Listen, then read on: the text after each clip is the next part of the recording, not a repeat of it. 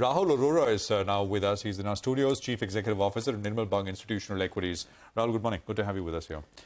How are things looking, Rahul? Let's start with earnings, because I looked at earnings on Friday for a program, Editors Roundtable, and 100 out of the 200 companies had reported till last Thursday. More have now. And what I found is that if you look at upgrades to full year FY24 estimates and downgrades, it's still more downgrades as compared to upgrades. And, we're talking about the first good half of the earnings season, not the latter, which usually tends to be a little worse off. What is your own reading? What's your team making of it? So first off, morning, thanks for having me. So I think, Prashant, it's been a 1,400-point rally since the last RBI meeting when they paused. Obviously, this has priced in the fact that probably there won't be any incremental rate hikes in India at least, and the inflation print speaks to that account. I think the IIP numbers were also quite dismal. And I think the first signs of the recession are showing up in the United States. I think if you looked at the last GDP print of the US as well, it fell from 2.6% to 1.1% quarter on quarter, and consumer sentiment data on Friday was at a 6-month low. So I think signs of slowdown/recession are definitely sort of visible, even on the housing side. Even the pending home sales data is down about 5%. That being said, I think, as you rightly pointed out, these results have come out in the backdrop of a not so bad global environment, which has not fed into India just yet. What worries me, Prashant, is that when you talk about earnings on aggregate, let's take banks, which is 40%, and it's only going to get bigger with Jio Financial Services coming in as the year goes on. Banks are currently operating at peak ROEs, peak net interest margins, best asset quality, the best of deposit credit growth, and now the challenge is going to be on deposit growth, and you're starting to see NIM compression coming in. So bank valuations may actually be tough to sustain at these levels because NIM compression is very visible sequentially in some of the banks. FMCG, while if you look at it in pockets, has been okay. A Nestle or a Lever has been okay. Asian Paints pretty much blew the lights out. I was very surprised with those numbers. But still on the rural side, you aren't seeing that kind of commentary. And then you have IT, where you had a soft quarter in the backdrop of, again, like I said, a not so bad US quarter, right? And that worries. So if you take FMCG, IT and banks, that's about 60% of your market right there. You add Reliance to it, that's about 75% of your market. Reliance looks to be doing its own thing. I think, there are too many businesses, and I think that's going to probably wear itself out. But if these three sectors don't participate from an earnings perspective, it's a little hard to make a case for the market moving higher or even making new highs. Am I surprised to see the Nifty at 18,300? Terribly surprised, because as you said, I don't think earnings have supported it, and we're looking into a slowdown. So I would say if you've made your money, great, take some profits off. I think it's going to get a little more challenging before it gets better. But then again, I think if you're factoring in FY25 numbers and the recession is behind us, it's all about what your starting point is, right? I think you'll justify, as that famous dialogue of Amir Khan in 3 Idiots, all is well. So it's just about what you want to justify, and you'll find a way. But I think if you're looking at FY24 earnings, there's a little bit of pain ahead, is my sense. As they say, markets make opinions, right? Opinions don't make markets. But for now, it's really quiet. I just want to point out a couple of stocks. By the way, GE Shipping is up almost 7.5%. The management commentary was also quite positive, and that stock is reacting to its good set of numbers. Manappuram Finance is the other one that's up almost 3.5%. Good numbers there. And of course, Tata Motors is the big mover this morning from the, Nifty or the frontliners. DLF as well, up about 2%. But there's one narrative in the market that at some point there's a rate cut going to come through, and, the cycle's going to turn. In that context, a lot of these rate sensitives start to pick up, whether it's autos, real estate, banks. For autos particularly, that lull that we saw in the last many years has perhaps now come to an end. But is it too late to jump in on names like Tata Motors, or could there be more to go? No, I think valuations are not out of whack compared to the rest of the market. And I think, the entire economy-related stocks are doing well. I think if you look at capital goods, defense, shipping, commercial vehicles, you guys were talking about VST Tillers, Tata Motors. I think Leyland's got an analyst meet next week. I think before that, the results will come out, and I'm sure they'll be in accordance. But I think auto is a good sector to be overweight at this point. I think if you're playing it through passenger vehicles, I'd say probably play it through Maruti. If you're playing it through two-wheelers, I think Eicher is going to be the pick, because what I was saying about FMCG volumes on the rural side, I think that would probably apply to the mass two-wheeler players. But Eicher had a remarkable set of numbers, and I think with the kind of return ratios that it enjoys, I think I'll probably look to play two-wheelers there. On the CV side, I think you can play it either through Tata Motors or Leyland. I think, I don't think valuations are especially for Ashok Leyland for that matter, for the kind of return ratios and EPS. I think between FY23 to 25, I think our own EPS estimates are about 2.5x is the kind of growth that we're seeing in EPS in Leyland. And that backdrop and the kind of return ratios, I think at a single-digit P, I don't think it's coming to you at, what, 9-10 times on an FY25. I don't think it's that exorbitant. Mahindra, of course, has been the beneficiary of capital allocation to a large extent. I think that story started about 18-20 months back when they said they'll start exiting their non-core businesses. But I think now they've done so well, right, with their XUV portfolio, and they're doing really well. They're gaining market share.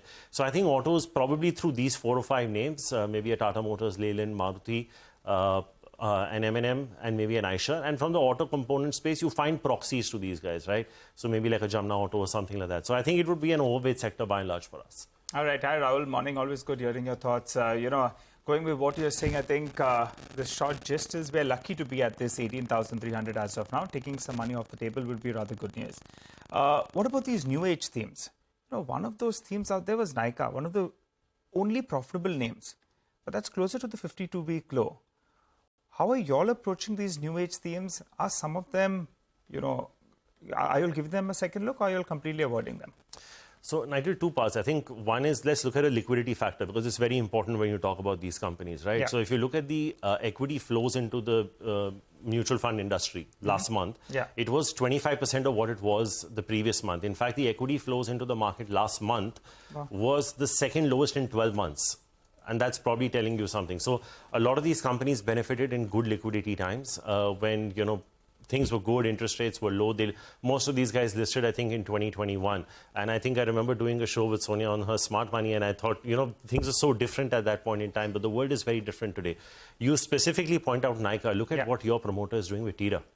I was at Geo Mall over the weekend, and the kind of rush that the Tira store saw, and the app is beautiful. And I think now the Tatas have launched their own beauty app as well. So I think Nykaa is going to have to compete with 2 very big entities, the Tatas and Reliance, and I don't think it's going to be that easy. Right, and you're seeing a little bit of this through ONDC also, right? You're seeing the impact that the kind of discounts that ONDC is having on some of the listed profitable names as well. Food items are getting offered cheaper. So the question is not just Nykaa, what happens to a Zomato or a Swiggy, right? So valuations are going to reset when bigger, larger industrial conglomerates enter these consumer franchises. Is this the end of the pain for Nykaa at a 52-week low? I don't know, because it's still a 35,000 crore market cap company. And Reliance hasn't even started marketing Tira in a very big way. I would actually encourage you to sort of go on that app and take a look at it. I think the look and feel is actually quite good. It's your own house company. But that aside, I think it's going to be challenging. I think this is not a comfortable liquidity environment. People are going to look for profit-making companies. It's just a marginal positive ROE. So if market share was to get lost, it would bear the brunt of it. So I'll be a little circumspect when I look at names like Zomato, Nykaa, where competitive intensity through ONDC and larger industrial conglomerates looms large. Good point. Rahul, I want to put out a few names. If you can have those graphics up, if I can request a producer to do that. Basically, just 3 sets of names where we've seen earnings, maximum earnings downgrades in FY24. This is, change over the last 1 month. Just the downgrades. I mean, so a bunch of pharma names like Laurus, Gland, UPL, Pharma Agro, etc., agrochemicals on your screen. Piramal, of course, is misgrouping there after the demerger. Next is, the retail and consumer names. So look at that. Adani Wilmar, ABFRL, UBL, that's United Breweries, Voltas, Whirlpool, Dabur. This is full year earnings change over the last 1 month. It's been 1 month since the earnings season began. And then financials, Bajaj Finserv, HDFC Life, Yes Bank, HDFC AMC will come up. Tech Mahindra, Zomato on your screen. And then, Bharat Forge, Tata Communications, NHPC, a few others bunched there together. Any of these strike a chord, Rahul? It'll be a tough one. I think I'll probably focus on where the earnings upgrades have come, Prashant. I think a lot of these, when you mention some of these names, Prashant, they have a lot of export tilt. Right, and I think anything export related right now would be a bit of a worry for me. Whether it's pharma, whether it's IT, whether it's auto components that are European related, like the Endurance and the Sonas of the world. I think anything with an export tilt would be a bit of a concern. The interesting part, Prashant, is if you superimpose another graphic on this and see where valuations are at their absolute peak, but companies are continuing to perform. Cases in point, Asian Paints, 20% volume CAGR over 3 years. It's just blowing the lights out. Chola, right? At that valuation and that price to book, it's continuing to beat estimates, right? So I think the market is ready to reward you. Conversely, if you're priced to perfection, case in point being DMart, your margin for error is nil, because I think the kind of valuations it's trading at, DMart, as I think we had discussed a few months back, I think people view it as the HDFC Bank of retail. So at that valuation, you want to be seeing 20% consistent growth. And I think any miss on that, you can't have a single-digit EBITDA and profit growth, right? So I think instead of focusing on where people are sort of, downgrading, because I think most of these are export-related sectors, or rural. I think rural, because it may not have picked up. I mean, it's a mix. Actually, you said upgrades. We had the upgrades. People should not accuse us. No, it's the first day of the week, Prashant. Let's focus on the positives. Look at Paytm. I mean, let's have the other graphics as well. I want to just end with that. Paytm, Adani Green Energy came up on that list. Although, I mean, analyst coverage may be a little thin. Not that many people cover. P&G Health, tire companies, Sonia, MRF, started with MRF, but Apollo Tyres, Balakrishna Industries, is on your screen now. The tire companies will come up next. In financials, you mentioned Chola. Chola now trades at, I think, 8 times 24 book. But, I mean, earnings are getting upgraded, so that's good. AU Small Finance Bank, Poonawalla FinCorp, Tata Companies this time, right? Tata Chemicals, Indian Hotels, Trent, between 5 and 10% upgrades to 24 earnings. And then IGL and ABB India are the other two, which you've seen. I'm on Rahul's side. I mean, you can't start the week by talking only about downgrades. Started with upgrades and then come to downgrades. You need to balance it a little bit, but right? the point is, and this is what is worrying, as you said, and I agree with that this earnings set is coming through in the backdrop when things are still okay. And if you're going into a slowdown, then you need to be mindful. And, we're not even, by the way, we're done with 100 out of the 200 companies. The next 100, I think, will be interesting to watch. Let's hope. Fingers crossed that things continue to trend okay. I have a question on a broad group which is doing really well, which is not just real estate, but also the home improvement theme, right? Whether it's cable businesses, wire business, and we have Polycab that's joining us now in just a while. Very strong set of numbers. From this entire, these umbrella of stocks, what are the stocks that you prefer as an investor? So we really like the electrical space. So I think Polycab, while Polycab was good, Orient Electric, on the other hand, was a dismal set of numbers. I think maybe Havells. I think things with Lloyd have sort of settled down. I think Havells is probably looking like an interesting play. Polycab would probably be second. I think the Morbi bet, we actually just recently hosted the head of Morbi. Things are actually easing out a little bit there. And if that happens, I think I'd probably stick with the industry leader like a Kajaria Ceramics. I think that should probably land up doing well. I think this K-shaped recovery, Sonia, is so pronounced today. It's unbelievable. I mean, of course, Ethos is down today, but look at the run-up to the results and look at the kind of results that Ethos has given. And you can take a look at it. I mean, DLF was the beneficiary of almost $1 billion of sales in a new project that they launched in the quarter gone by. So I think Mass will probably take a little more time to come back. But yeah, you can probably play this entire theme through something like a DLF or an Oberoi Realty at the top end in terms of luxury real estate.